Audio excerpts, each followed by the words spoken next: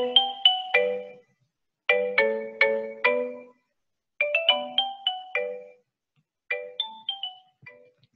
video kali ini, saya Nur Ainul Miftahul Huda akan membahas tentang aplikasi kongruensi. Pada video sebelumnya, kita sudah membahas definisi kongruensi, kemudian residu dan teorema dari kongruensi atau sifat-sifat yang berlaku dalam kongruensi. Nah, di video kali ini, kita akan membahas tentang latihan soal, kemudian pembagian dengan 9 dan pembagian dengan 11. Berikut ini merupakan latihan soal tentang kongruensi. Ada 3 soal. Yang pertama, tentukan sisa jika 2 pangkat 4 dibagi 3. Yang kedua, tentukan sisa jika 2 pangkat 25 dibagi 3. Yang ketiga, tentukan sisa jika 81 pangkat 121 dibagi 10. Untuk soal pertama, tentukan sisa jika 2 pangkat 4 dibagi 3. Nah, untuk mengerjakan soal-soal dalam kongruensi, kita terkadang dibutuhkan untuk melakukan modifikasi terhadap soal tersebut agar ditemukan suatu pola tertentu sehingga kita dapat dengan mudah menyelesaikannya. Nah, untuk 2 pangkat 4 dibagi 3 pada dasarnya sangat mudah dihitung. Artinya tanpa teori kongruensi juga kita sangat mudah menghitung sisa dari 2 pangkat 4 dibagi 3. Namun, ini akan membantu kita untuk suatu kasus yang lebih tinggi lagi seperti contoh untuk kasus yang nomor 3. Nah, untuk soal yang pertama ini 2 pangkat 4 dibagi 3. Perhatikan bahwa 2 pangkat 4 adalah 2 pangkat 2 dipangkatkan 2. Nah, sehingga kita bisa tuliskan bahwa 2 pangkat 2 adalah kongruen 1 modulo 3. Artinya 2 pangkat 2 adalah 1 ditambah 1 dikali 3. Nah, selanjutnya di video sebelumnya kita sudah belajar tentang teorema kongruensi. Untuk sifat ke 1.3 ada sifat yang mengatakan bahwa A pangkat P kongruen B pangkat P modulo M. Untuk P adalah elemen bilangan bulat positif. Nah, kita dapat menerapkan teorema ini, menerapkan sifat ini ke soal tentukan sisa jika 2 pangkat 4 dibagi menjadi 3. Nah, ini sama saja dengan 2 pangkat 2, kita pangkatkan 2, maka akan kongruen dengan 1 pangkat 2 modulo 3. Akibatnya, 2 pangkat 4 kongruen 1 modulo 3. Dengan demikian, jawaban dari soal pertama adalah sisa dari 2 pangkat 4 dibagi 3 adalah 1. Nah, untuk soal selanjutnya, soal kedua, tentukan sisa jika 2 pangkat 25 dibagi 3. Nah, untuk 2 pangkat 25 dibagi 3, modifikasi yang dilakukan hampir mirip, artinya kita juga sudah punya 2 pangkat 2 itu kongruen 1 modulo 3. Nah, maka kita bisa buat 2 pangkat 2, kita pangkatkan 12, kongruen 1 pangkat 12 modulo 3. Nah, ini kita juga menerapkan teorema ini, teorema A pangkat P, kongruen B pangkat P modulo M. Nah, selanjutnya, maka kita peroleh 2 pangkat 24 kongruen 1 modulo 3. Nah, perhatikan bahwa yang ditanya adalah 2 pangkat 25. Maka kita bisa kalikan di sini 2 dikali 2 pangkat 24 kongruen 2 dikali 1 modulo 3. Ini juga menerapkan teorema kongruen, yaitu A dikali C kongruen B dikali C modulo M. Untuk C adalah elemen bilangan bulat. Nah, Selanjutnya, maka kita peroleh bahwa 2 pangkat 25 akan kongruen dengan 2 dikali modulo 3. Dengan demikian, jawabannya adalah untuk pertanyaan tentukan sisa jika 2 pangkat 25 dibagi 3 adalah 2. Nah, selanjutnya soal yang ketiga adalah tentukan sisa jika 81 pangkat 121 dibagi 10. Mungkin soal ini terlihat susah, terlihat sulit, namun sebenarnya soal ini sangat gampang dikerjakan.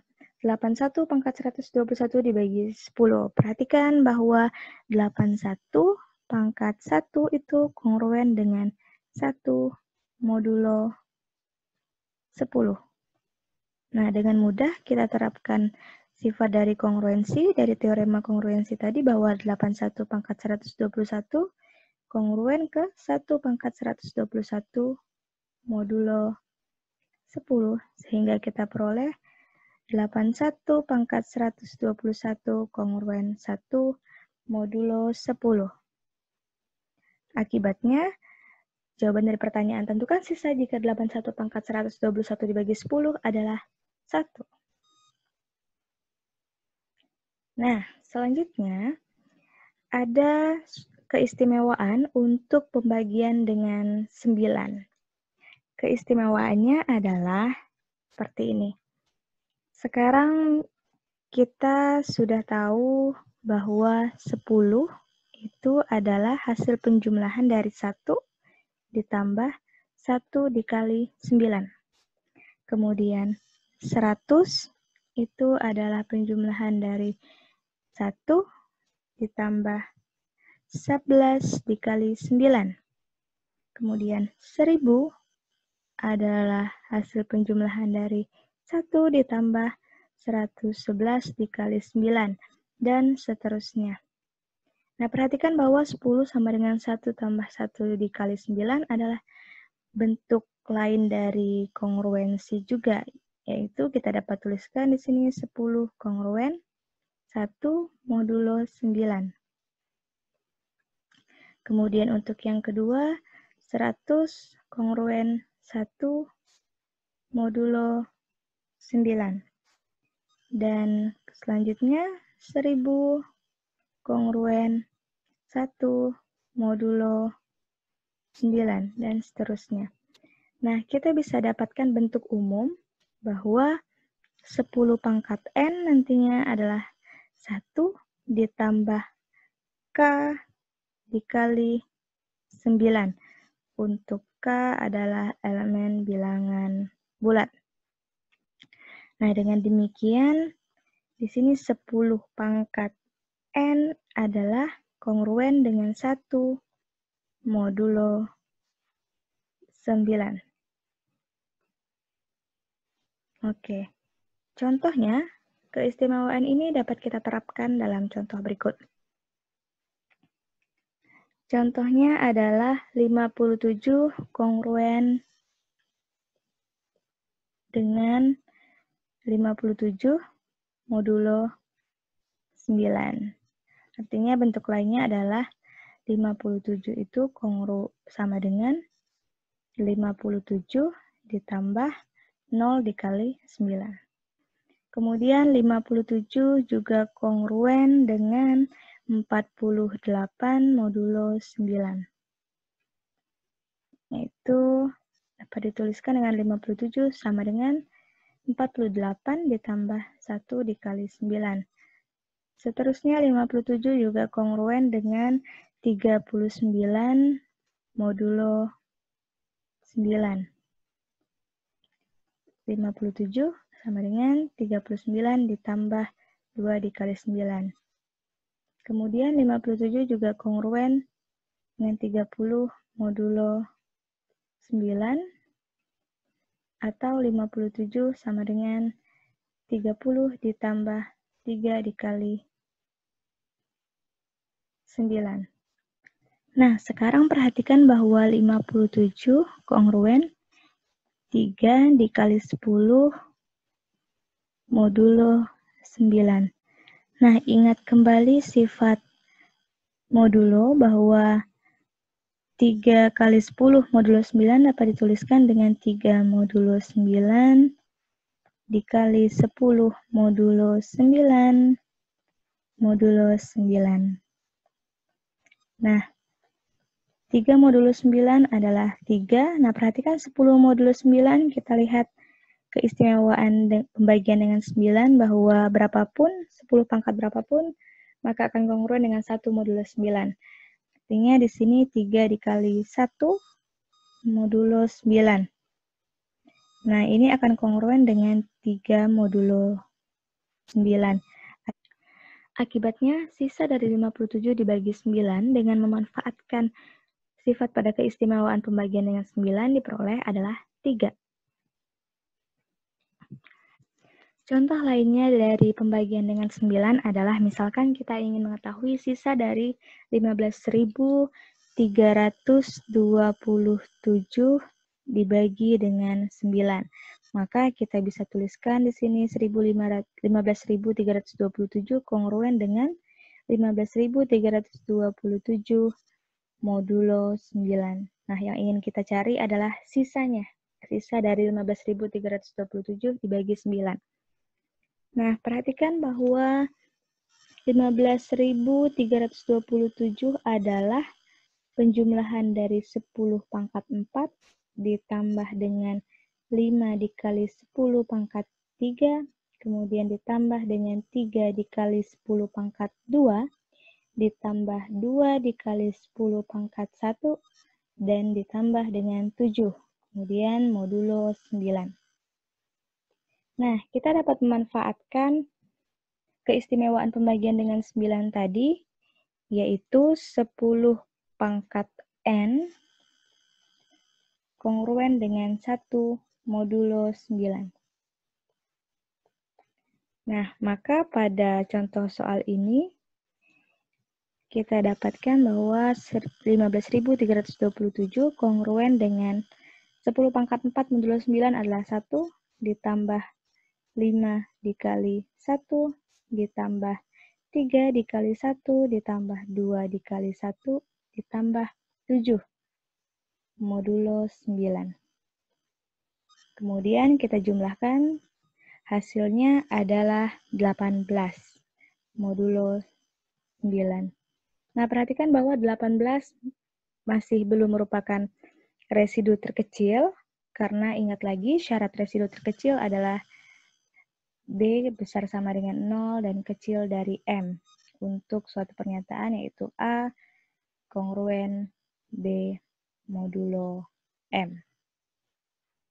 Nah, kemudian kita dapat menyederhanakannya sehingga kita peroleh ternyata 15.327 kongruen 0 modulo 9.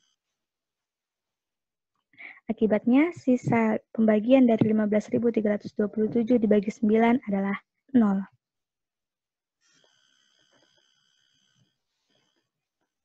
Nah, perhatikan bahwa ketika kita membagi sesuatu angka dengan 9, maka sama saja kita dengan menjumlahkan angka tersebut. Ini mungkin sudah kalian dapatkan dari bangku SMA, yaitu untuk membagi dengan 9, maka kalian tinggal menjumlahkannya.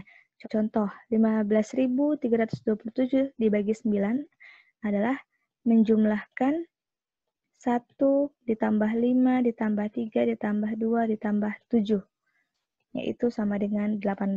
Kemudian 18 modulo 9 adalah